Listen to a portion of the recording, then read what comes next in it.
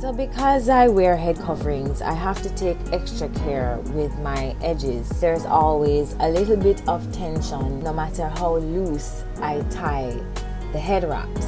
First, I hydrate both my locks and my edges with the coconut hibiscus moisture mist, and then I go over my edges with the Island Essence hair growth oil. I don't really care to use edge tamers, to be honest. This does a little bit of taming of my edges, but I see it really as a massage. Hydrating, moisture, and protection.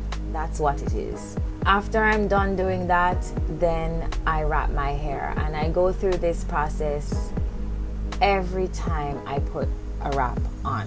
I don't wrap my locks every day because I do believe in allowing it to breathe. So sometimes I do have it open and I don't cover it all the time, even though I wish I could do that. But in taking care of my locks, I realize that it has to breathe just like every other part of my body.